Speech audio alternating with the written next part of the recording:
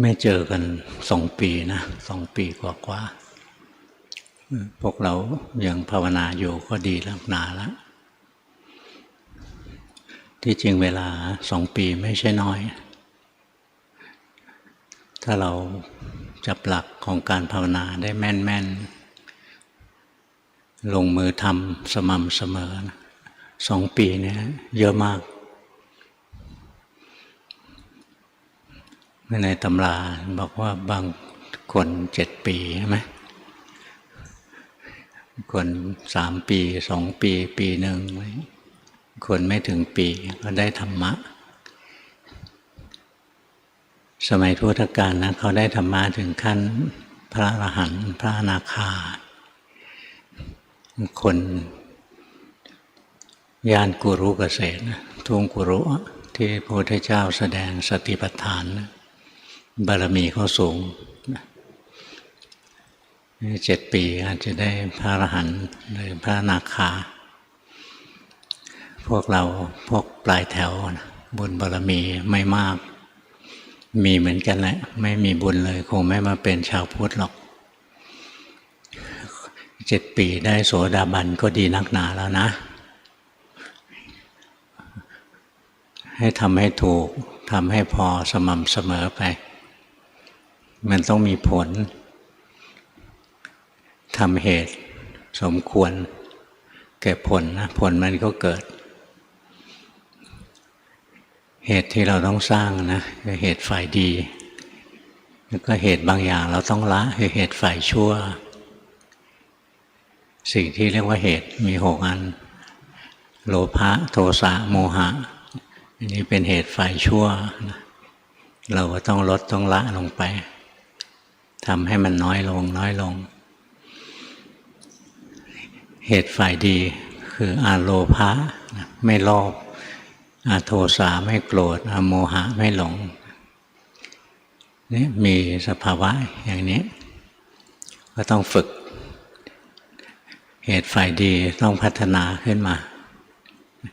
เหตุฝ่ายชั่วต้องลดต้องละการลดละฝ่ายชั่วการเจริญฝ่ายดีนั่นคือการปฏิบัติที่เรียกว่าสัมมาวายามะมีความเพียรชอบถ้าเรามีความเพียรชอบสมบูรณ์สติเราจะสมบูรณ์ถ้าสติเราสมบูรณ์สัมมาสมาธิเราจะสมบูรณ์สัมมาสมาธิสมบูรณ์มรรคผลนิพพานอะไรมรรคผลจะเกิดขึ้นนิพพานจะแจ่มแจ้งนิพพานไม่เกิดขึ้นนิพพานเป็นสภาวะที่เที่ยงไม่มีเกิดไม่มีดับงั้นเราพยายามสังเกตที่ใจเราอ่านจิตใจตัวเองให้ออกเหตุฝ่ายชั่วมันเกิดที่จิตไม่ได้ไปเกิดที่อื่นเหตุฝ่ายดีมันก็เกิดที่จิตไม่ได้เกิดที่อื่นแต่พอจิตมันถูกเหตุฝ่ายชั่วปรุงแต่งมันก็คิดชั่วพูดชั่วทำชั่วเลี้ยงชีวิตชั่วนะถ้ามันถูกเหตุฝ่ายดีปรุงแต่งมันก็คิดดีพูดดีทำดีเลี้ยงชีวิตถูกต้องเป็นธรรมงั้นองค์มรรคทั้งหลายมันก็จะสมบูรณ์ขึ้นมางั้นเวลาเราภาวนานะอะไรๆก็สู้การอ่านจิตอ่านใจตนเองไปไม่ได้หลวงพ่อพูดนะไม่ได้พูดเอาเองนะครูบาอาจารย์นับตั้งแต่พระพุทธเจ้าลงมาท่านก็สอนมาตลอดนะจิตเป็นใหญ่จิตเป็นหัวหน้าจิตเป็นประธานนะ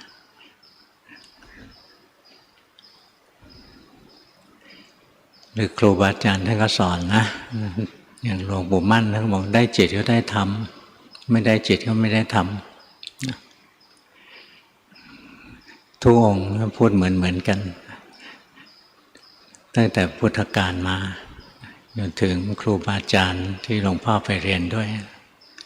ท่านมุ่งเข้ามาที่จิตทุกองค์แล้วอย่างถ้าคนไหนอินทรีย์อ่อนมากๆนะ ท่านก็ให้ทำสมถะก่อนทำสมถะแล้วท่านก็สอนให้ไปดูกายนะพิจารณากายเราในอาการ32แล้วก็อยู่ในสติปัฏฐานเหมือนกันค่อยดูไปสติก็จะค่อยๆเข้มแข็งขึ้นสมาธิก็จะค่อยๆดีขึ้นนะมีสติมีสมาธิดีแล้วเนี่ยก็จะเจริญปัญญาได้เห็นความจริงของรูปของนามของกายของใจความจริงคือเห็นไตรลักษณ์นั่นแหละ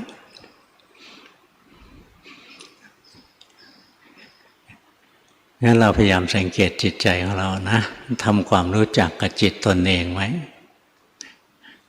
เราอยากรู้อะไรต่ออะไรมากมายนะแต่รู้อะไรมากมายก็สู้การรู้จักตัวเองไม่ได้แสวงหาอะไรก็สู้แสวงหาลงมาในตัวเองไม่ได้ตอนพระพุทธเจ้าตรัสรู้ใหม่ๆนะมีพวกเจ้าชาย30องค์เรียกพวกภัททวัคคีย์30องค์ไปจ้างผู้หญิงมาปลนเปลือเสร็จแล้วตัวเองก็เมาเหล้าหลับพวกผู้หญิงขโมยสมบัติไปก็เหมือนเดี๋ยวนี้นะไปเจอใครข้างถนนก็ไปหิ้วเขานึกว่าวันนี้โชคดีแล้วหิ้วพาไปบ้านหรือพาไปเข้าโรงแรมอะไรเนี่ยตื่นขึ้นมาเหลือแต่ตัวแล้วทรัพย์สินเงินทองหายหมดนี่เจ้าชายนั้นก็แบบเดียวกันนั่นแหละก็โมโหนะก็ไล่ตามผู้หญิงพวกนั้นเที่ยวเสาะแสวงว่าพวกนี้ไปซ่อนอยู่ที่ไหนนี่จะเล่นงานแล้วในฐานะหลอกลวงเจ้าชายขโมยของเจ้าชายมานี่บุญบารมีของพวกท่านมีอยู่นะท่านไปเจอพระพุทธเจ้าเขาตอนนั้นตรัสรู้ไม่นานหรอกนะเพิ่งตรัสรู้ใหม่ๆเพิ่งสอนพวกพระรุ่นแรกๆไปไม่กี่องค์นะเยอะสุดกับกลุ่มพระยศนี่พวกภัททวัคคีย์เนี่ยก็เข้าไปหาพระพุทธเจ้าจะไปถามว่าเห็นพวกผู้หญิงนี่ไหมเขาเที่ยวตามหาพระพุทธเจ้าท่านก็ถามกลับนะว่าจะตามหาผู้หญิงหรือจะตามหาตนเองดีพวกนี้บารมีเขาเยอะนะได้ยินว่าให้ตามหาตนเองนะเขาก็หยุดเลยนะหายคลุ้มคลั่งเรื่องจะตามผู้หญิงนะก็ลงนั่งฟังธรรมพระเจ้าก็สอนธรรมะให้ช่วงแรกๆท่านสอนพวกนี้ก็จะสอนธรรมะง่ายๆนะเรื่องอนุปุพพิกถา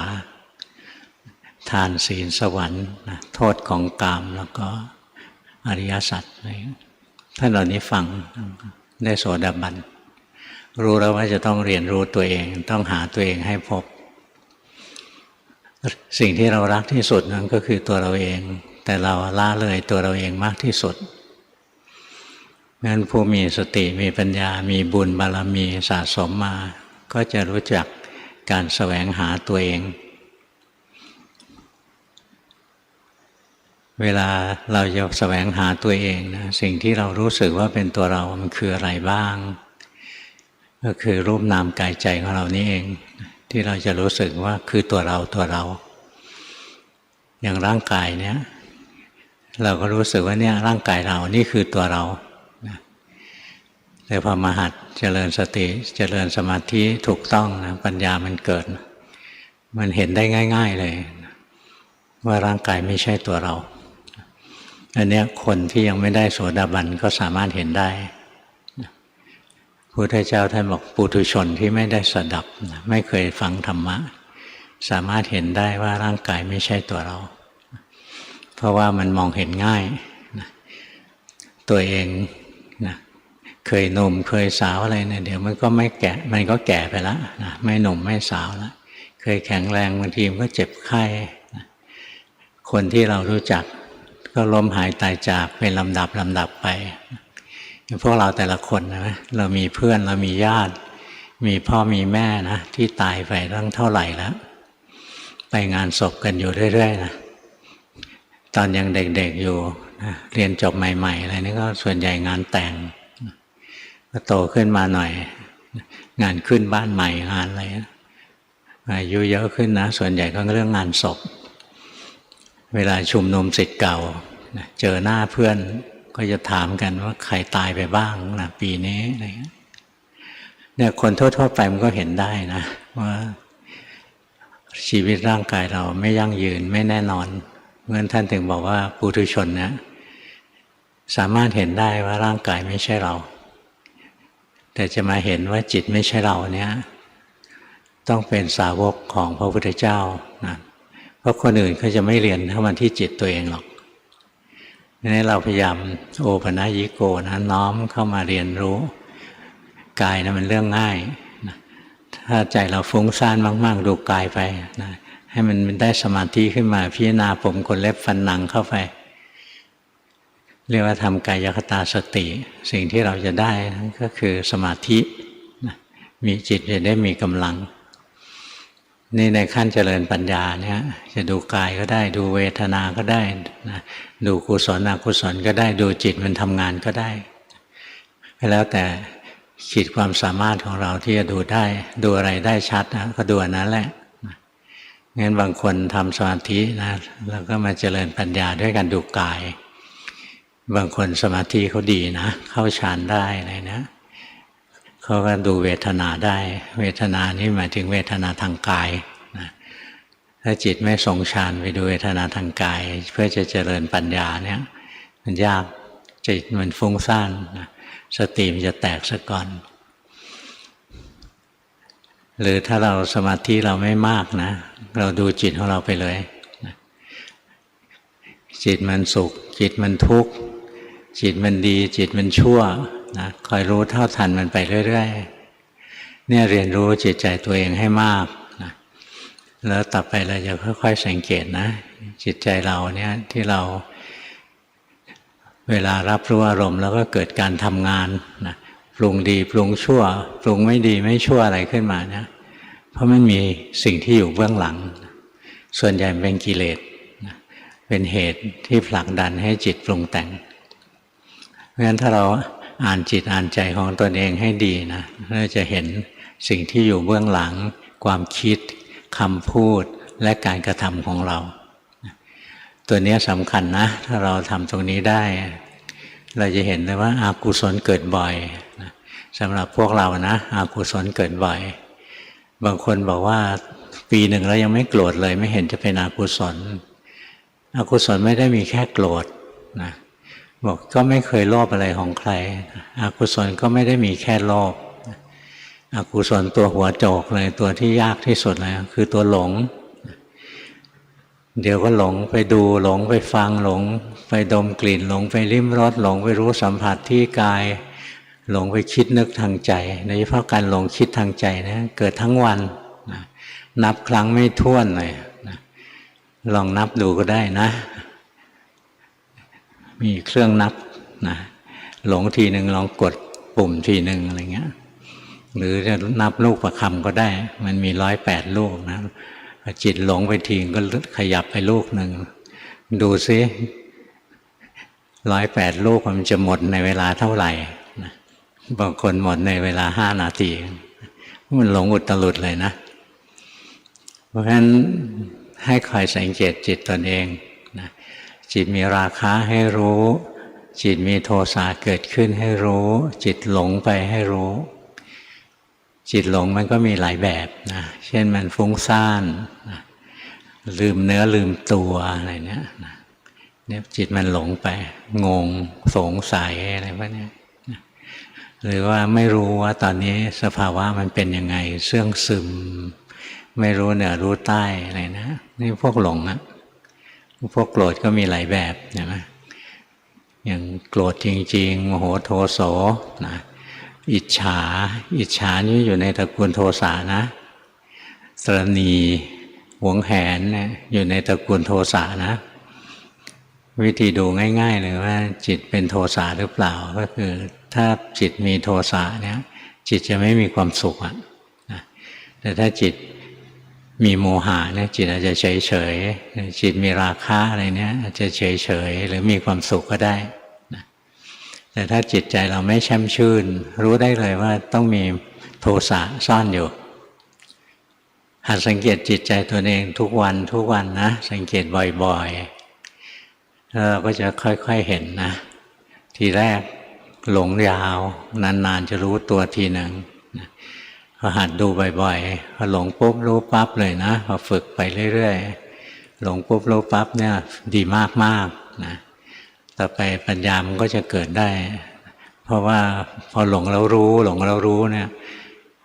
ตัวสมาธิคือตัวที่จิตตั้งมั่นรู้เนื้อรู้ตัวอยู่เนี้ยมันเกิดถี่ขึ้น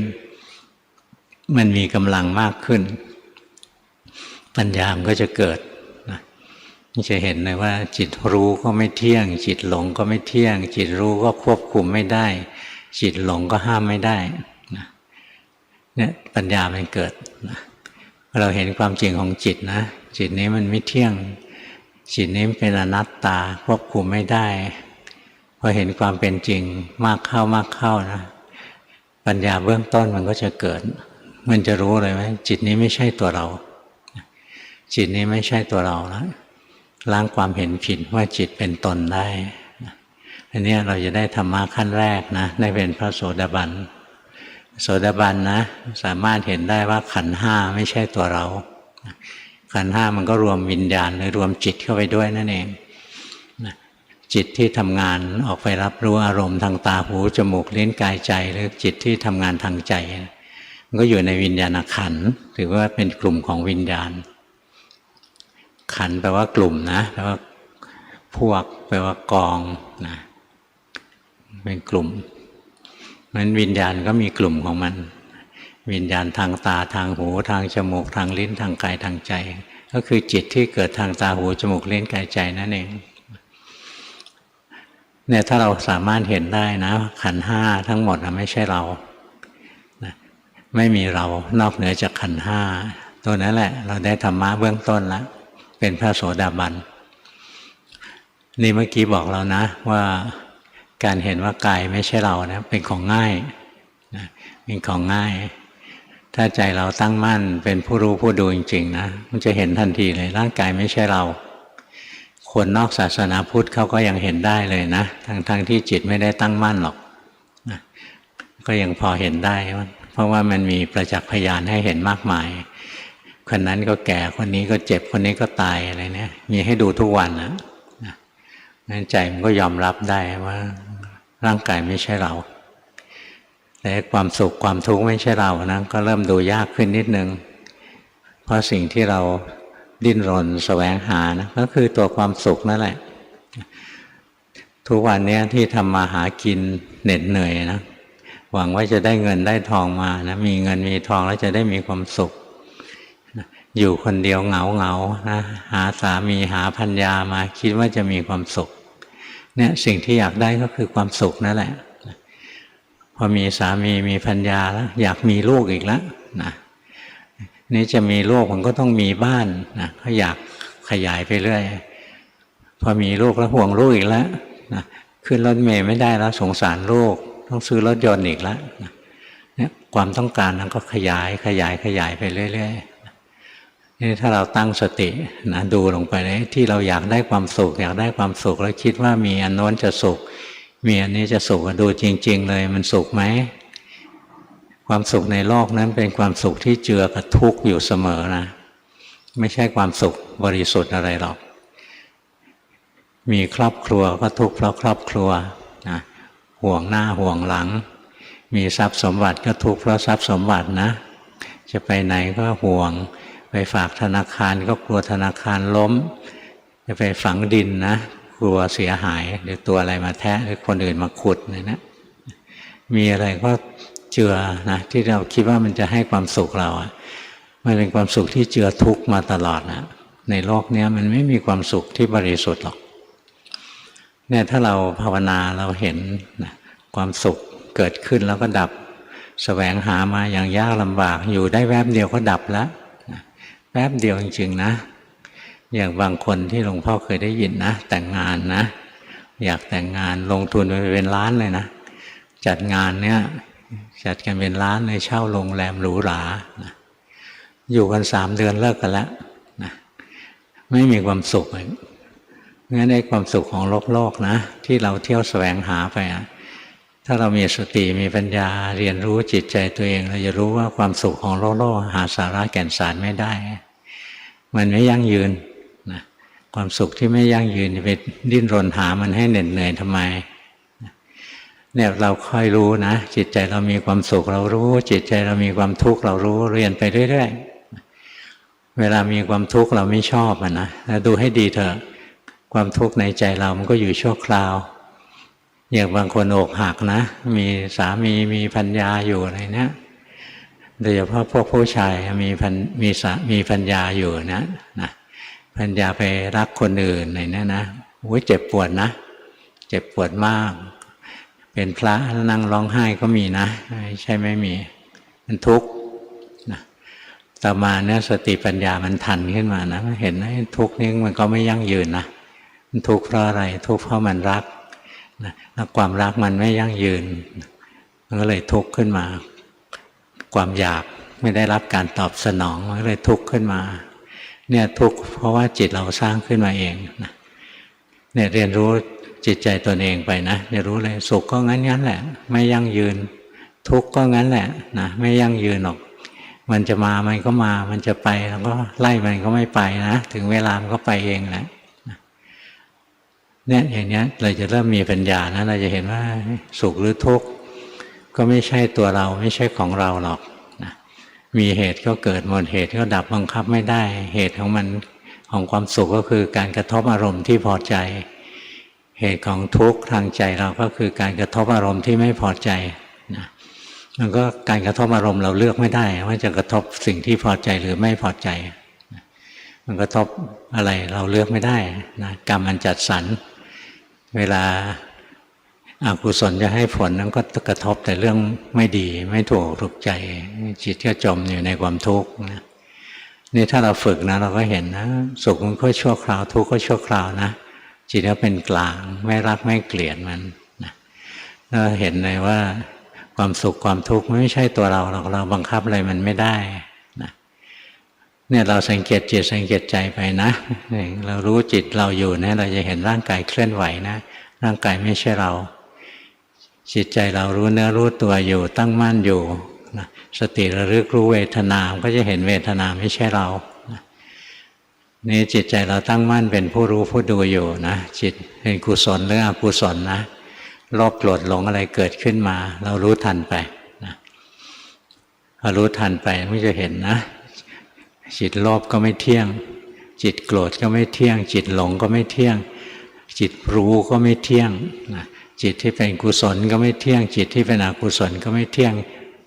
ดูซ้ำแล้วซ้ำอีกนะ7 วัน7 เดือน7 ปีดูมเข้าไปนะถึงจุดหนึ่งคงไม่โง่ถึงขนาดดูอะไรไม่ออกหรอกนะดูซ้ำๆเข้าไปเรื่อยๆเห็นความเปลี่ยนแปลงของจิตไปนะจิตนี้เดี๋ยวสุขเดี๋ยวทุกข์เดี๋ยวก็ดีเดี๋ยวก็ร้ายโลภโกรธหลงหมุนเวียนเปลี่ยนแปลงดูซ้ำๆไปนะถึงจุดหนึ่งนะมันพอนะจิตมันปิ้งขึ้นมาเลยนะว่าจิตนี้มันไม่ใช่เราหรอกนะจิตสุขจิตทุกข์มันก็ไม่ใช่เรานะมันก็แค่ความรู้สึกสุขความรู้สึกทุกข์มันเกิดขึ้นแล้วจิตไปรู้เข้า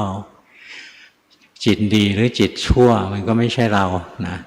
มันก็แค่ความรู้สึกดีความรู้สึกชั่วที่เกิดขึ้นแล้วจิตไปรับรู้ส่วนตัวจิตนะมันไม่ใช่เรา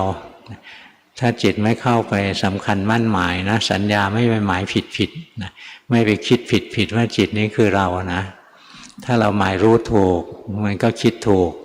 แล้วคิดถูกมันก็เห็นถูกนะมันเป็นสเต็ปของมันเลยนะหมายรู้ให้ถูกก่อนนะให้จิตมันเป็นแค่ผู้รู้ผู้ดูนะฝึกมันไปจิตเป็นผู้รู้ผู้ดูแล้วเราก็จะเริ่มหมายรู้ถูกเราเริ่มเห็นนะผู้รู้ก็ไม่เที่ยงนะผู้คิดมันก็ไม่เที่ยงผู้โลภผู้โกรธผู้หลงมันก็ไม่เที่ยงนะผู้สุขผู้ทุกข์มันก็ไม่เที่ยงนี่เห็นซ้ำนะหรือบางทีก็เห็นนะผู้รู้เองนะเราก็สั่งมันไม่ได้ผู้หลงเราก็สั่งมันไม่ได้ห้ามมันไม่ได้ เห็นไปเรื่อยๆนะซ้ำๆไปเรื่อยๆนะ7 วัน 7 เดือน 7 ปีนะทำไปเถอะนะถึงจุดหนึ่งจิตมันปิ้งขึ้นมาเลยนะจิตนี้ไม่ใช่ตัวเราหรอกเป็นแค่ธาตุรู้อันหนึ่งเท่านั้นเป็นธรรมชาติรู้อันหนึ่งเท่านั้นเองนะมีหน้าที่รู้เท่านั้นนะห้ามมันไม่ได้ควบคุมมันไม่ได้ไม่เที่ยงเป็นทุกข์เป็นอนัตตาไม่ใช่คนไม่ใช่สัตว์ไม่ใช่เราไม่ใช่เขาเป็นธรรมชาติที่รู้อารมณ์นะถามว่าจิตมีนิยามยังไงนิยามของจิตก็คือธรรมชาติที่รู้อารมณ์คำว่าอารมณ์นะหมายถึงสิ่งที่ถูกรู้จิตคือผู้ไปรู้อารมณ์ผู้รู้กับสิ่งที่ถูกรู้เลยต้องเป็นสิ่งที่เกิดร่วมกันเข้าคู่กันตลอดเวลามีผู้รู้ก็มีสิ่งที่ถูกรู้มีสิ่งที่ถูกรู้ก็ต้องมีผู้รู้คือมีจิตนะแต่จิตที่พัฒนาขึ้นอย่างที่หลวงพ่อว่าจิตผู้รู้นะมันเป็นจิตที่มีคุณภาพสูงจิตที่ตั้งมั่นไม่ใช่ธรรมชาติที่รับรู้อารมณ์เฉยๆอย่างจิตที่เป็นธรรมชาติรับรู้อารมณ์นะหมาแมวมันก็มีสัตว์เดรัจฉานสัตว์นรกเปรตอสุรกายอะไรมันก็มีเหมือนกันหมดนะเพราะฉะนั้นบางทีทางพวกเซนนะเขาได้บอกว่าตัวรู้เนี่ยนะกระทั่งสัตว์นรกมันก็มีสัตว์เดรัจฉานมันก็มีอะไรอันนั้นคือจิตรู้นะไม่ใช่จิตผู้รู้นะเป็นจิตเฉยๆว่าจิตนั้นธรรมชาติของจิตก็คือเป็นสภาพที่รู้อารมณ์นะสิ่งที่เรียกว่าอารมณ์ก็คือรูปเสียงกลิ่นรสโผฏฐัพพะหรือเรื่องราวทางใจเรียกธรรมารมณ์มีจิตก็มีอารมณ์มีอารมณ์ก็มีจิตเนี่ยเฝ้ารู้เฝ้าดูลงไปนะอารมณ์ก็ไม่เที่ยงอารมณ์เช่นความสุขความทุกข์ก็ไม่เที่ยงกุศลอกุศลก็ไม่เที่ยงร่างกายเรานี้ก็ไม่เที่ยงนะเนี่ยตัวกุศลอกุศลสุขทุกข์ตัวร่างกายนะไม่ใช่ตัวเราไม่ใช่ของเราให้ธรรมชาติที่ไปรู้สิ่งเหล่านี้คือตัวจิตเองมันก็ไม่ใช่ตัวเราไม่ใช่ของเราเราต้องฝึกหมายรู้ให้ถูกนะเรามีทฤษฎีชี้นำมีสัมมาทิฏฐิในภาคปริยัติเรียกว่ามีทฤษฎีชี้นำหัดดูกายในมุมของไตรลักษณ์หัดดูจิตใจในมุมของไตรลักษณ์ไปจิตเราเดี๋ยวสุขเดี๋ยวทุกข์เดี๋ยวดีเดี๋ยวชั่วนะคอยสังเกตไปนะมันไม่เที่ยงนะมันเป็นทุกข์มันทนอยู่ในสภาวะอันใดหนึ่งไม่ได้มันบังคับไม่ได้พอเราหมายรู้ถูกนะต่อไปมันก็มีความคิดถูกมีความเห็นถูกเกิดขึ้นตรงที่มีความเห็นถูกเกิดขึ้นนั้นมันล้างความเห็นผิดตรงที่มันล้างความเห็นผิดได้เราก็จะเห็นความจริงนะกระทั่งจิตนี้ก็ไม่ใช่เราร่างกายที่จิตไปรู้เข้าก็ไม่ใช่ตัวเราความสุขความทุกข์ที่จิตไปรู้เข้าก็ไม่ใช่ตัวเรากุศลอกุศลที่จิตไปรู้เข้าก็ไม่ใช่ตัวเราจิตที่เป็นผู้ไปรู้อารมณ์ทั้งหลายทั้งปวงนั้นก็ไม่ใช่ตัวเราเป็นของที่เกิดแล้วก็ดับบังคับไม่ได้ทั้งหมดทั้งสิ้นนะเนี่ยเฝ้าดูอย่างนี้นะสุดท้ายมันก็ล้างความเห็นผิดได้ว่าตัวเราไม่มีหรอกถ้าเห็นว่าตัวเราไม่มีก็ได้เป็นพระโสดาบันนะถ้าเห็นว่ากระทั่งจิตมันก็ไม่ใช่ตัวเราก็หลังอย่างนั้นเราก็ภาวนาอย่างเดิมนั่นแหละนะดูกายอย่างที่กายเป็นดูใจอย่างที่ใจเป็นอะไรมันเป็นไตรลักษณ์ดูซ้ำแล้วซ้ำอีกนะศีลสมาธิปัญญาก็ค่อยแก่กล้าขึ้นโดยเฉพาะตัวปัญญามันจะแก่กล้ามากขึ้นนะอย่างพระโสดาบันเนี่ยมีศีลบริบูรณ์มีสมาธิเล็กน้อยมีปัญญาเล็กน้อยปัญญาเล็กน้อยก็คือเห็นว่าขันธ์ห้าไม่ใช่เราไม่มีเราในขันธ์ห้าไม่มีเรานอกเหนือจากขันธ์ห้าอันนี้เป็นปัญญาเล็กน้อยนะที่เราฝึกนะเพื่อให้ได้ปัญญาเล็กน้อยได้โสดาบันพอเราภาวนาต่อไปนะศีลเราก็สมบูรณ์นะเพราะมันสมบูรณ์มาตั้งแต่ขั้นแรกเป็นโสดาบันนะสมาธิเนี่ยดีขึ้นสมาธิปานกลางนะสมาธิปานกลางเป็นไงหลงไม่ยาวนะจิตใจอยู่กับเนื้อกับตัวมากขึ้นนะเวลาหลงนี่หลงแวบเดียวก็รู้สึกแวบเดียวก็รู้สึกละไม่ใช่หลงเป็นวันๆหลงเป็นชั่วโมงนะหลงเป็นนาทีอะไรไม่ใช่นะถ้าเราภาวนานะเราได้ธรรมะขั้นที่สองเนี่ยจิตใจเราตั้งมั่น มากขึ้นมากขึ้นนะจิตใจอยู่กับเนื้อกับตัวมากขึ้นนะไม่หลงยาวนะแล้วปัญญาก็ยังเล็กน้อยนะก็ยังเห็นอยู่อย่างเดิมนะว่าตัวเราไม่มีเราก็ภาวนาต่อไปนะดูกายดูใจตามความเป็นจริงด้วยจิตที่ตั้งมั่นและเป็นกลางทำซ้ำแล้วซ้ำอีกไปนั่นแหละถึงจุดที่มันพอนะก็เกิดอริยมรรคครั้งที่สามเรียกอนาคามิมรรคนะครั้งที่สามเกิดขึ้นพออนาคามิมรรคเกิดขึ้นแล้วเนี่ยนะท่านบอกว่าศีลบริบูรณ์อันนี้บริบูรณ์มาแต่โสดานะสมาธิบริบูรณ์สกทาคาเนี่ยสมาธิดีขึ้นนะแต่มาสมบูรณ์เต็มที่ในขั้นพระอนาคาสมาธิที่บริบูรณ์มันมีลักษณะยังไงจิตมันจะไม่ไหลไปหากามนะสิ่งที่เรียกว่ากามคุณอารมณ์ก็คือตัวรูปเสียงกลิ่นรสโผฏฐัพพะทั้งหลายนั่นแหละจิตจะไม่ไหลเข้าไปนะไม่ไปหลงอยู่ในรูปเสียงกลิ่นรสโผฏฐัพพะด้วยความมัวเมามันในรูปในเสียงในกลิ่นในรสในโผฏฐัพพะคือสิ่งที่สัมผัสกายนั่นแหละมันจะมีความรู้สึกนะมันจิตมันห่างโลกออกไปแล้วเพราะโลกที่เรารู้จักเนี่ยมันเป็นโลกที่เรียกว่าโลกของกามาวาจรภูมินะเป็นโลกของกามในพระอนาคามีเนี่ยจิตพ้นจากกามก็พ้นจากโลกที่พวกเรารู้จักนี้นะท่านก็ไปอยู่ในรูปโลกอรูปโลกนะแต่เวลาจะสงเคราะห์สัตว์โลกนะท่านก็ออกมาสัมผัสพวกเราได้นะไม่ใช่หลุดเข้าไปในอรูปแล้วไม่รู้เรื่องอะไรในโลกนี้แล้วไม่ใช่นะแล้วภาวนาต่อไปอีกนะถึงจุดหนึ่งเนี่ยอริยมรรคครั้งที่สี่เกิดนั่นแหละศีลถึงสมบูรณ์สมาธิถึงสมบูรณ์ปัญญาสมบูรณ์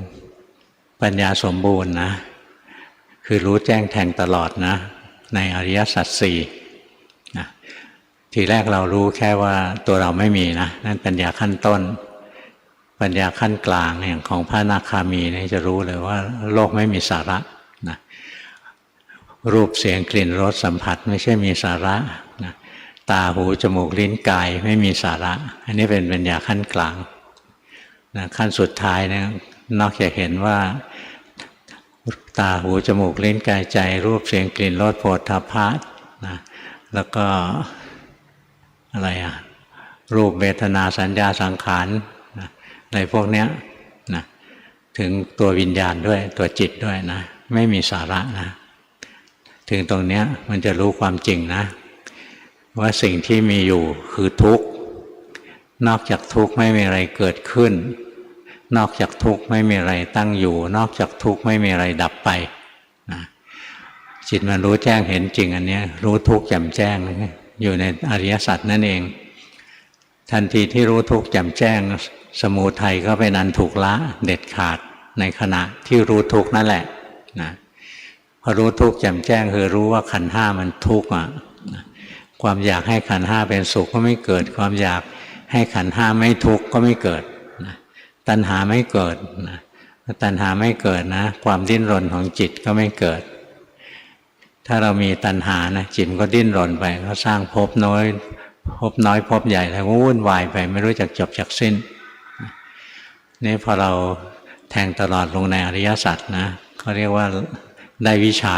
ล้างอวิชชาไปรู้ความจริงแล้วขันธ์ห้าเนี่ยนอกจากทุกข์ไม่มีอะไรเกิดขึ้นนอกจากทุกข์ไม่มีอะไรตั้งอยู่นอกจากทุกข์ไม่มีอะไรดับไปนี่คือปัญญาขั้นสุดยอดแล้วนะถ้าเห็นตรงนี้ได้จิตมันจะหมดความยึดถือทำไมถึงหมดความยึดถือเพราะเห็นตามความเป็นจริงจึงเบื่อหน่ายเพราะเบื่อหน่ายจึงคลายความยึดถือเพราะคลายความยึดถือจึงหลุดพ้นเพราะหลุดพ้นจึงรู้ว่าหลุดพ้นแล้วนะรู้ด้วยตนเองแหละไม่ต้องให้ใครเข้ามาออกใบรับรองให้หรอกจิตเรายังติดโลกอยู่ไหมถ้าติดยังติดโลกอยู่ยังไม่ใช่พระอนาคานะถ้าจิตเรายังเห็นว่าจิตใจนี้คือตัวเราของเรานะอันนั้นยังไม่ได้โสดาเลยนะเนี่ยมันวัดตัวเองได้นะถ้าเห็นว่าจิตไม่ได้ไปเกาะไปเกี่ยวอะไรนะเด่นดวงพรากออกจากขันส่วนขันนะจิตส่วนจิตขันนั้นเกิดขึ้นตั้งอยู่แล้วก็ต้องดับไปในวันหนึ่งต้องเสื่อมนะเป็นธรรมชาติต้องเสื่อมไปสิ้นไป จิตที่พ้นขันธ์ไปแล้วนะมันไม่ได้เสื่อมตามนะมันก็ว่างสว่างบริสุทธิ์อยู่อย่างนั้นนะไม่ดิ้นรนไม่ปรุงแต่งไม่แสวงหาแสวงหาก็เพราะตัณหามันผลักดันหลวงปู่ดูลท่านสอนวลีไว้เซตหนึ่งนะว่างสว่างบริสุทธิ์หยุดความปรุงแต่งหยุดการแสวงหาหยุดกิริยาของจิตไม่มีอะไรเลยไม่เหลืออะไรสักอย่างนะว่างนะมันจะรู้สึกนะดูลงในกายนี้ว่างไม่ใช่ไม่มีกายมีอยู่แต่ว่างนะมันว่างในความรู้สึกนะว่างจากความเป็นคนเป็นสัตว์เป็นเราเป็นเขานี่แหละขยายความรับรู้ออกไปอีกโลกข้างนอกก็ว่างไม่มีคนไม่มีสัตว์ไม่มีเราไม่มีเขาหรอกนะ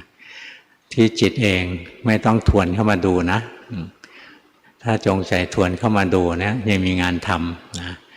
มันแจ้งขึ้นมาเองนะจิตก็ว่างไม่มีคนไม่มีสัตว์ไม่มีเราไม่มีเขาถ้าทวนเข้ามาดูนะไปสำคัญหมายอยู่อะไรเนี้ยพอเหมือนนิพพานนะไม่ใช่หรอกยังไม่ใช่นะยังหมายรู้อยู่เนี่ยฝึกเรื่อยๆนะแล้วก็จะแจ้งขึ้นมาเรื่อยๆเป็นลำดับไปเคยทุกข์มากก็จะทุกข์น้อยนะเคยทุกข์หนักก็จะทุกข์เบาๆเคยทุกข์นานๆก็ทุกข์ประเดี๋ยวประดาวนี่มันจะเห็นด้วยตัวเองวัดได้ด้วยตัวเองถ้าเราภาวนาแล้วยังทุกข์เหมือนเดิมนะจมอยู่ในความทุกข์ทั้งปีทั้งชาติน่ะแสดงว่ายังทำไม่ถูกหรือทำถูกก็ยังทำไม่พอนะมีสองตัวเท่านั้นแหละทำให้ถูกกับทำให้พอนะเพราะฉะนั้นพยายามฝึกตัวเองทุกวันนะศีล5ต้องรักษาถ้าไม่รักษาศีลสมาธิมันจะไม่มีมันจะเสื่อมที่มีอยู่ก็เสื่อมที่ไม่มีก็ไม่มีนะไม่เกิดมีสมาธิคือมีภาวะที่จิตใจตั้งมั่นอย่างนี้หลวงพ่อสอนอยู่แทบทุกวันนะว่ามันฝึกได้2 งานอันหนึ่งผ่านมาทางฌานที่ถูกต้องนะอันที่2ก็คือให้เรารู้ทันสภาวะของรูปธรรมนามธรรมที่กำลังมีกำลังเป็นนะถ้ารู้สภาวะถูกต้องนะมันก็จะได้ตัวรู้ขึ้นมาเช่นจิตเราหลงไปจิตเราไปคิดนะจิตคิดเนี่ยเกิดทั้งวันถ้าจิตคิดเรารู้จิตคิดเรารู้นะทุกครั้งที่รู้นั่นแหละเราจะมีสมาธิที่ถูกต้องเกิดขึ้นชั่วขณะนะนี่มันขณะเดียวนะแล้วเดี๋ยวหลงอีกรู้อีกหลงอีกรู้อีกนะตัวรู้มันจะถี่ขึ้นมานะสุดท้ายมันจะมีความรู้สึกเหมือนเรารู้ตัวอยู่ได้ทั้งวันเลยเพราะในความเป็นจริงมันไม่ได้ต่อเนื่องทั้งวันนะแต่มันเกิดดับแต่เกิดดับทียิบนะมันเหมือนเส้นดินสอหลวงพ่อเคยเอาแว่นขยายไปส่องนะเราลากดินสอเราเห็นมีเส้นหนึ่งเอากล้องไปส่องดูเราจะเห็นมันไม่ใช่เส้นที่ต่อเนื่องกันจริงเป็นจุดนะในเกิดภาพว่ามันต่อเนื่องกันสมาธิมันก็เกิดเป็นจุดนั่นแหละนะแต่พอมันเกิดทีมันจะรู้สึกว่าต่อเนื่องพอจิตใจมันมีสมาธิแล้วมันก็อยู่กับเนื้อกับตัวไม่วอกแวกไปหารูปหาเสียงหากลิ่นหารสหาโผฏฐัพพะอะไรข้างนอกนะมันก็จิตใจอยู่กับตัวเองไปมันก็สามารถเรียนรู้ตัวเองได้เนี่ยที่เราต้องมีสมาธินะเพื่อให้จิตใจมันอยู่กับเนื้อกับตัวเพื่อเราจะได้เรียนรู้ตัวเองได้รู้กายอย่างที่กายเป็นรู้ใจอย่างที่ใจเป็นได้นั่นเรียกว่าทำวิปัสสนาถ้าทำวิปัสสนาได้เต็มที่นะมันก็จะเข้าสู่โลกุตตรธรรมมันเป็นกระบวนการที่จิตมันจะพัฒนาของมันไปเองนะแล้วพวกเราพยายามฝึกอย่างนี้ไว้นะทุกวันวันนี้เทศให้ฟังเท่านี้นะเดี๋ยวประชาสัมพันธ์นิดนึงนะพวกเราตอนนี้เริ่มเข้ามาในวัดแล้วขอให้เรารับผิดชอบตัวเองนะต้องรับผิดชอบต่อตัวเองรับผิดชอบต่อสังคมยังมีนะที่จองเข้ามาแล้วเขาพบว่าลูกเขาติดโควิดมาจากโรงเรียนนะเขาก็แจ้งมาทางมูลนิธินะว่าเขาขอสละสิทธิ์นะรอบเนี้ยที่เขาจองได้นะเพราะในบ้านเขามีคนติดโควิดแล้วเขาไม่แน่ใจว่าเขาติดหรือยังเดี๋ยวจะมาแพร่ในหมู่พวกเราเนี่ยมานั่งกันอยู่เยอะๆอะไรนะอย่างนี้ถือว่าดีนะมีความรับผิดชอบนะ ประเภทไม่รับผิดชอบเนี่ยไม่ไหวหรอกมันเห็นแก่ตัวคนที่รับผิดชอบนะไม่ได้เห็นแก่ตัวนะเห็นแก่ส่วนรวมคนเห็นแก่ตัวภาวนาไม่ได้หรอกไม่ต้องคิดถึงการภาวนาเพราะภาวนานะมันจะลดละตัวตนกระทั่งเห็นแก่ตัวธรรมดายังละไม่ได้เลยจะไปลดละความเห็นผิดว่ามีตัวมีตนจะไปละความยึดถือในตัวในตนอะไรมันทำไม่ได้หรอกนะเพราะฉะนั้นพวกเราต้องพยายามฝึกตัวเองให้มันไม่เห็นแก่ตัวไว้รับผิดชอบต่อส่วนรวมนะอย่างวันนี้หลวงพ่อก็บอกพวกเรานะใครจะมากินข้าวเอาข้าวมากินเองได้ก็ดีแล้วล่ะนะไม่ต้องไปตักรวมกับคนอื่นนะถ้าไม่มีเอามาไม่มีข้าวมาไม่สะดวกจะไปหาข้าวหุงข้าวแต่เช้ามืดอะไรเงี้ยเอากล่องมาสักใบหนึ่งนะเอาช้อนของเรามากินข้าวที่วัดไม่ว่ากันแต่อย่าแซงคิวกันนะแล้วก็กินในกล่องของเราแหละแล้วก็แพ็คกลับบ้านนะถ้ามีถุงใส่กล่องมาสักใบหนึ่งด้วยก็ยิ่งดีใหญ่ขยะที่เราผลิตเนี่ยเอากลับบ้านไปมันอาจจะเป็นขยะติดเชื้อก็ได้นะถ้าเรามีเชื้อเราไม่รู้เรามาทิ้งไว้ตรงนี้นะเดี๋ยวคนอื่นเขาติดเชื้อไปด้วยเนี่ยที่เรียกร้องอย่างนี้นะไม่ใช่ผลประโยชน์ของวัดของหลวงพ่อนะเป็นผลประโยชน์ของส่วนรวมเราจะได้แข็งแรงปลอดภัยกันทั่วๆกันนะเนี่ยวันนี้บางคนนะเตรียมไม่ทันก็จะมาวัดครั้งต่อไปนะจะอยู่ข้างในหรืออยู่ข้างนอกก็ตามนะถ้าจะกินข้าวก็เอากล่องเอาช้อนมาเอากลับไปล้างที่บ้านไม่ต้องมาเบียดกันถุงขยะมาใบหนึ่งไม่ต้องถุงขยะอะไรหรอกนะก็อีถุงที่ใส่กล่องของเรามานั่นแหละขยะที่เราผลิตขึ้นมานะเศษอาหารอะไรเราก็รวบรวมกลับบ้านเราไปนะก็จะเป็นการช่วยกันรักษาความปลอดภัยนะของส่วนรวมนะช่วยกันวันนี้เท่านี้นะเบอร์หนึ่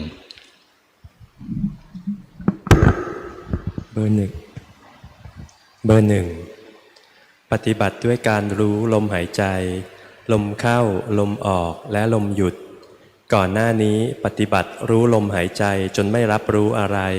ไม่รับรู้เวลาไม่แน่ใจว่าตัวเองหลับไปหรือไม่จึงฝึกสติระหว่างวันเพิ่มและพอจะประคองสติระหว่างนั่งสมาธิได้แล้วและเริ่มเห็นว่าไม่มีสิ่งใดเป็นตัวเราเลยรวมถึงจิตของเรารู้สึกโหวงไปเลยไม่แน่ใจว่ามันเห็นความจริงหรือยังครับ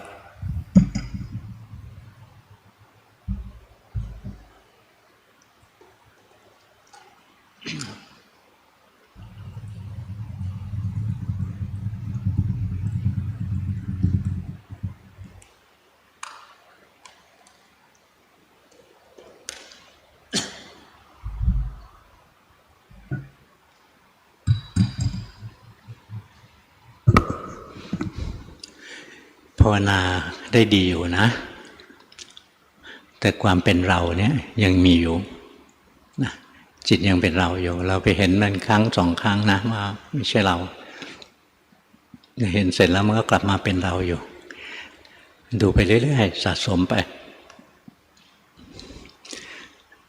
สมาธิที่ดีไม่ใช่สมาธิที่ควบคุมบังคับตัวเองเอาไว้ขณะนี้สมาธิของเรายังเป็นสมาธิที่บังคับตัวเองให้นิ่งๆอยู่พอจะดูออกไหมนะสมาธิที่ดีนะคือสภาวะที่จิตใจอยู่กับเนื้อกับตัวไม่ใช่สภาวะอย่างใดอย่างหนึ่งที่เราสร้างขึ้นมาสร้างอันนั้นจะเป็นมิจฉาสมาธินะงั้นเราอย่าไปค้างอยู่งั้นเนี่ยไปติดอยู่กลับเข้ามารู้สึกกายรู้สึกใจไปตามธรรมชาติธรรมดาลดระดับของจิตลงนิดนึงยกสูงไป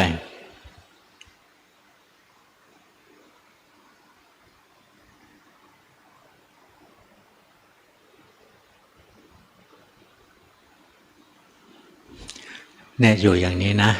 แต่ไม่เคลิ้มนะไม่ใช่กลัวเคลิ้มแล้วอะไรไปดันเอาไว้สูงๆอะไรเงี้ย อย่าไปดันมันเอาไว้มันเป็นธรรมดาที่สุดเลย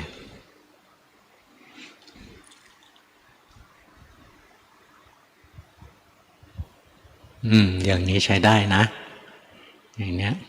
เราจะเห็นมันเกิดดับอยู่ภายในแม้บางทีจิตก็หนีไปคิดบางทีจิตก็ไหลลงไปดูนะบางทีจิตก็เที่ยวหาว่าจะดูอะไรดีอะไรเนี้ยรู้ทันมันไปเรื่อยๆแต่อย่าไปประคองจิตเอาไว้ลอยๆกลางอากาศนะให้จิตกลับเข้ามาอยู่ที่ตัวเองลองหายใจซิหายใจแล้วรู้ถึงลมที่ไหลเข้าไปในหน้าอกเห็นรู้สึกถึงลมที่ไหลเข้าไปในท้อง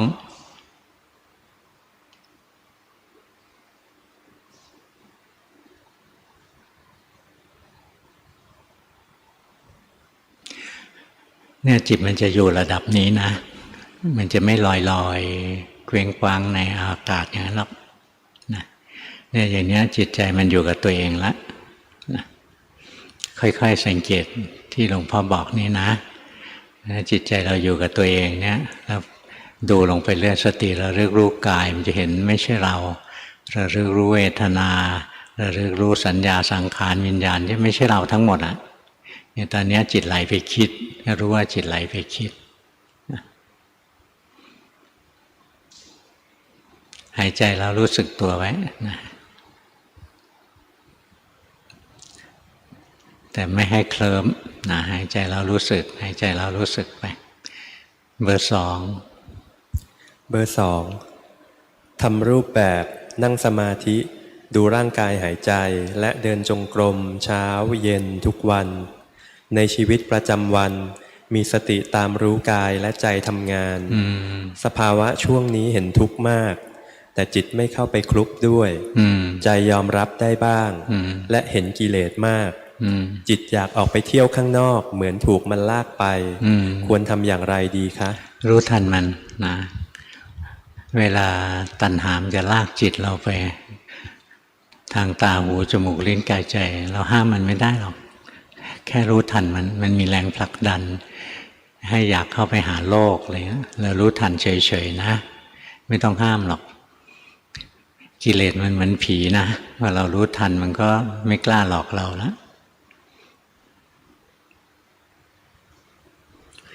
ตรงเนี้ยเราส่งจิตเข้าไปดูนะจิตมันจมลงไปมันถลำลงไปเบอร์หนึ่งมันยังเคยชินนะที่จะดันจิตให้สูงกว่าธรรมดานะยังเคยอยู่ให้รู้ทันไปเบอร์สองภาวนามาดีนะค่อยๆสะสมของเราไปเรียนรู้กิเลสตัวเองศัตรูของเราคือกิเลสนั่นแหละมันจะลากเราทำโน้นทำนี่ไปรู้ทันมันนะอย่างตอนนี้จิตไหลไปคิดรู้ว่าจิตไหลไปคิดรู้ทันจิตใจของตัวเองไปนะแล้วก็ภาวนาไปเรื่อยๆทำได้ดีนะสว่างผ่องใสดีเบอร์สามในรูปแบบนั่งรู้สึกร่างกายหายใจเข้าพุทออกโทหากเคลิ้มหรือโมหะแทรกมากก็จะเคลื่อนไหวเล็กน้อยเพิ่มความรู้สึกตัวถ้ารู้สึกมีกำลังพอก็จะดูลงไปตรงๆบางครั้งเห็นได้ว่าโมหะหายไปได้เองปัจจุบันรู้สึกจิตเป็นธรรมดามากขึ้นแทรกแซงน้อยลงความอยากได้ผลดีน้อยลงปล่อยวางมากขึ้นเมื่อจิตมีโมหะก็รู้ได้ไวขึ้นแต่ยังติดโลกที่ปฏิบัติถูกต้องหรือไม่ครับติดอะไรนะติดโลกติดโลกธรรมดาเมื่อกี้หลวงพ่อบอกแล้วนะคนที่ไม่ติดโลกต้องระดับพระอนาคามีนะเพราะฉะนั้นตอนนี้เราติดโลกเรารู้ว่าติดโลกอันนั้นถูกแล้วเห็นถูกแล้วใช้ได้ถ้าเราติดโลกแล้วเรารู้สึกว่าไม่ติดนะอันนั้นแหละปัญหาใหญ่เลยดีนะที่ฝึกจิตใจก็มีเรี่ยวมีแรงหายใจไปรู้สึกตัวไปนะไม่มุ่งไปที่เคลิ้มแต่ถ้าจิตมันต้องการพักนะมันก็รวมลงไปเองแต่มีสติตลอดนะสว่างสงบสว่าง มีความสุขมีปีติอยู่รู้เนื้อรู้ตัวไม่เคลิ้มขาดสติหรอกแล้วพอจิตมีกำลังเราก็ดูจิตมันทำงานถ้าดูจิตทำงานไม่ออกก็ดูร่างกายไปไม่มีตัวเราตรงไหนเฝ้ารู้เฝ้าดูนะจะพบว่าตัวเราไม่มีจริงหรอกดีแล้วละทำไปเอาเบอร์ 4เบอร์ 4เป็นพวกตัณหาจริตและทิฏฐิจริตฝึกโดยมีคำบริกรรมและการเคลื่อนไหวเป็นเครื่องอยู่ฟังธรรมเรื่องกรรมมัชรูปและการใช้รูปนามซึ่งเกิดจากกรรมเก่าเป็นทรัพยากรในการภาวนาพิจารณาเห็นรูปนามเป็นวิบากจากกรรมที่ถูกผลักดันปรุงแต่งโดยกิเลสเพื่อกิเลสหาเจ้าของไม่ได้การปฏิบัติในปัจจุบันหลงบ้างรู้บ้างโลภบ้างสลับกันไปมีจุดอ่อนใดที่ควรปรับปรุงครับปัญญานะมันดูแล้วดีถ้าปัญญามันล้ำหน้าไปสมาธิไม่พอเนี่ยมันฟุ้งนะงั้นเรารู้สภาวะเฉพาะหน้าเราเนี่ยนะรู้สิ่งที่เป็นปัจจุบันไปเรื่อยๆนะไม่ต้องค้นคว้าเยอะนักหรอกค้นคว้าเยอะแล้วจิตจะฟุ้งซ่านดูปัจจุบันไปจิตใช้ได้นะไม่ต้องไปค้นคว้าเยอะไม่ต้องกลัวโง่นะค้นคว้ามากไม่ทำให้บรรลุเร็วหรอกมันกว้างมันคือกลายเป็นอุทธัจจะนะตรงนี้เริ่มบังคับจิตให้นิ่งแล้วรู้สึกไหมไปรวบมันเข้ามานะทำแล้วรู้สึกไหมตรงนี้ก็ทำแล้วเนี่ยจิตมันทำอะไรขึ้นมารู้ทันมันไปเฉยๆนะแล้วต่อไปมันจะเห็นว่าจิตมันทำงานได้เองจิตนี้ไม่ใช่เราหรอกคอยรู้ทันการทำงานของจิตนะเป็นปัจจุบันนะไม่ต้องคิดนำอะไรเลยตอนเนี้ยดูจิตมันทำงานไป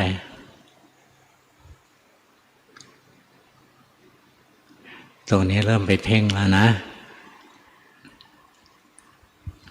เวลาเพ่งจิตมันจะแน่นๆขึ้นมาเนี่ยตั้งท่าดูแล้วรู้สึกไหมเนี่ยคือมารยาของจิตทั้งหมดเลยนะคือพฤติกรรมของจิตทั้งหมดเลยเรียนรู้มันไปจิตนะเจ้าเล่ห์แสนกลมีมารยามากปรุงโน้นปรุงนี้เราก็นึกว่ามันดีถ้าเรารู้ไม่ทันนะเราก็หลงตลอดนะถ้าเรารู้ทันมันก็จะได้ปัญญาขึ้นมา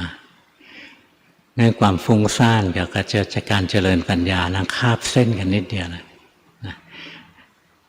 ถ้าจิตมันทำงานแล้วเรามีสติรู้เท่าทันนะเราได้ปัญญาถ้าจิตมันทำงานแล้วเราไม่รู้เราฟุ้งซ่านเป็นโมหะนะอยู่กับปัจจุบันไปเรื่อยๆนะไม่ห่วงเรื่องปัญญานะปัญญามีเยอะอยู่แล้วละเบอร์ 5เบอร์ 5ปฏิบัติในรูปแบบดูลมหายใจเห็นจิตมีราคะและโมหะเกิดบ่อยระหว่างวันรู้สึกตัวได้บ้างแต่ยังไม่เห็นไตรลักษณ์ไม่ทราบว่าแยกขันธ์ได้หรือยังครับแยกได้นะแยกขันธ์ได้เนี่ยมันเรื่องเล็กนะง่ายๆไม่ยากหรอกกายมันก็ถูกรู้ถูกดูอยู่จิตเป็นคนรู้คนดูแค่นี้มันก็แยกแล้วนะเบอร์ 5แยกขันธ์ได้นะถัดจากนี้ก็ดูธาตุดูขันธ์มันทำงานไปมีอะไรปรากฏขึ้นในปัจจุบันก็รู้อันนั้นแหละนะไม่ได้เจตนาว่าจะรู้อะไรหรอกบางทีสติก็รู้รูปบางทีสติก็รู้นามบางทีสติก็รู้ทันจิตตัวเองนะรู้ไปตามธรรมดาตรงนี้ไม่รู้แล้วตรงนี้คิดแล้วเห็นไหมจิตหลงไปอยู่ในโลกของความคิดเห็นร่างกายมันนั่งอยู่ไหมเห็นร่างกายมันกระพริบตาพลิบไหมนะ สังเกตไหมพอเราเห็นร่างกายตามความเป็นจริงนะจิตใจเราก็เริ่มเบิกบานขึ้นมาเริ่มสงบขึ้นมานะ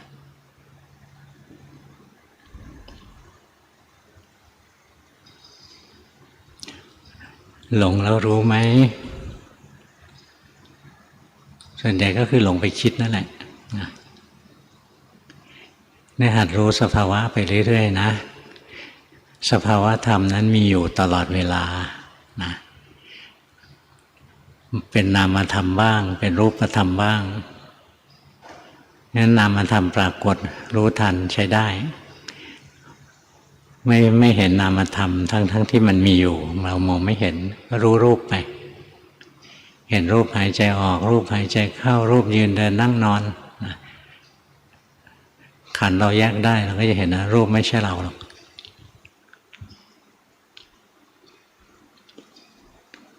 ตรงนี้จิตมันถลำลงไปแล้วนะยิ้มหวานสิ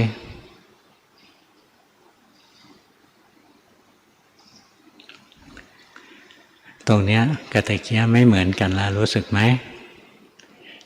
ตรงนี้คือจิตที่รู้สึกตัวแล้วนะจิตผู้รู้มันแค่นี้แหละมันไม่ใช่ผู้รู้อยู่กลางอากาศนะใช้ได้นะฝึกไปเรื่อยๆดีแล้วล่ะทำถูกแล้วก็ทำให้พอนะสติระลึกรู้อะไรก็เห็นลงไปนะไม่มีตัวเรารู้จิตก็เห็นลงไปมันก็ไม่ใช่เราอีกนะหมายรู้ไปเรื่อยๆเบอร์ 6เบอร์ 6ปฏิบัติในรูปแบบสวดมนต์เช้าเย็นเช้านั่งสมาธิเย็นเดินจงกรมระหว่างวันเห็นร่างกายเคลื่อนไหวพร้อมบริกรรมเห็นหลงแล้วรู้สภาวะปัจจุบันทุกที่กลางอกและที่หน้าผากถูกโมหะครอบเกิดสลับกัน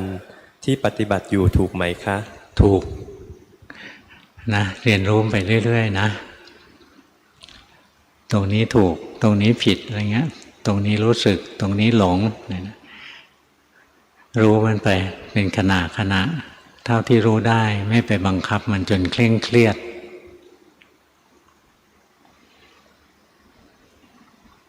เบอร์ 6ภาวนาได้ดีนะ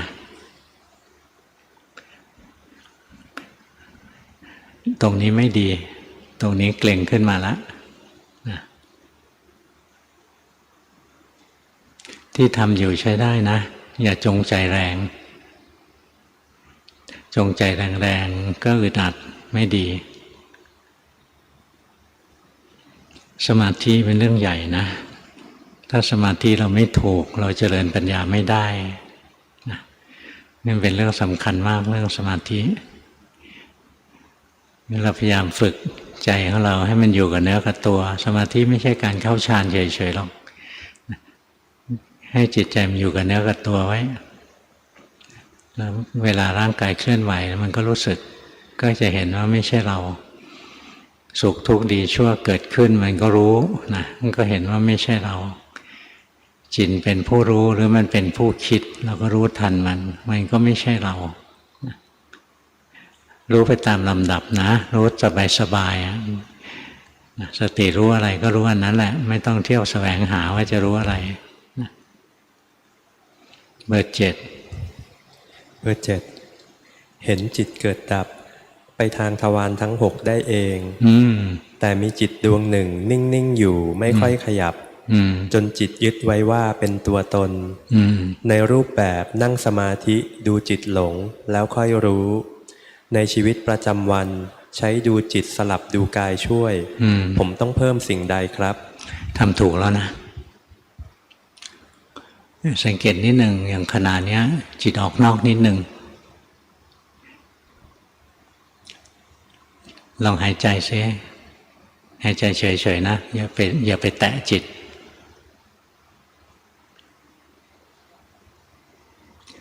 อย่าจ้องอย่างรุนแรงนะจ้องแรงไปนิดหนึ่ง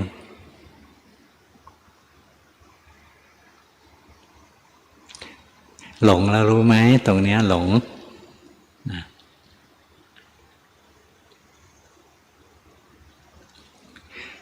เบอร์ 7ทำได้ดีนะดีเยอะๆเลยสมาธิดีนะขันแยก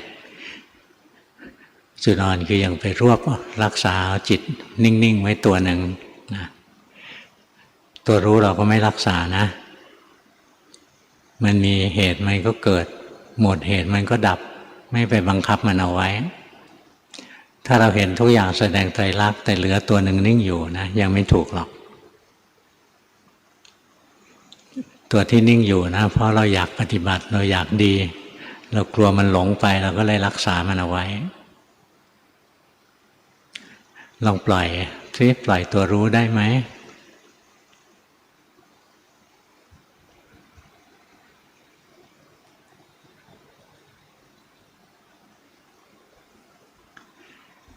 เอากลับออกมาถอนจิตออกมายังทำไม่ได้นะยังแต่ไม่เป็นไรหรอกนะที่ฝึกอยู่นะมันก็จะพัฒนาไปได้นะสังเกตไหมตอนนี้ไอ้ตรงที่เราติด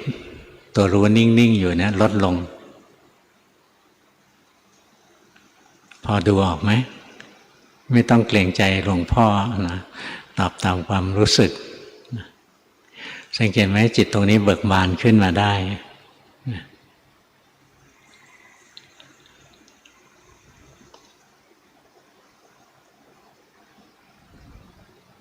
ตรงนี้หลง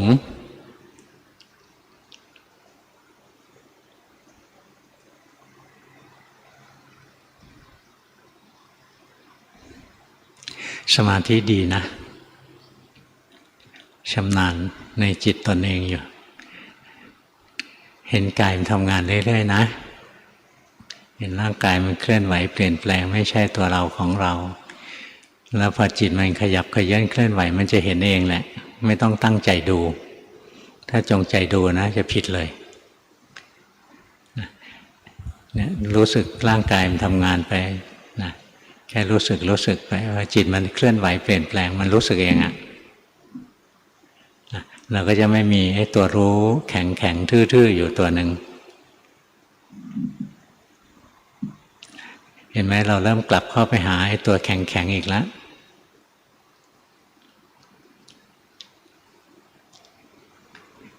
มันชินนะมันจะรู้สึกกายไว้บ่อยๆนะเนี่ยมันจะหายเบอร์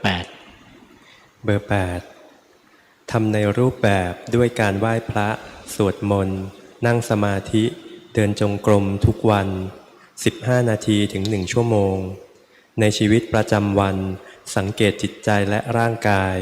เห็นความแยกของกายและใจตอนนี้การเงินมีเสถียรภาพดีแล้วอยากถามว่าถึงเวลาออกมาเป็นอาสาสมัครและปฏิบัติธรรมเต็มที่หรือยังครับปฏิบัติธรรมนะมันต้องเต็มที่ทุกเวลาเลยนะไม่ใช่รอการเงินดีแล้วถึงจะปฏิบัติได้ไม่ใช่นะปฏิบัติเดี๋ยวนี้นะตอนนี้เดี๋ยวนี้ทำไปเลยมีสติรู้กายรู้ใจตามความเป็นจริงด้วยจิตตั้งมั่นเป็นกลางนะรู้ไป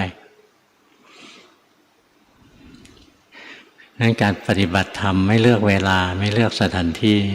นะทำตลอดเวลาที่ทำได้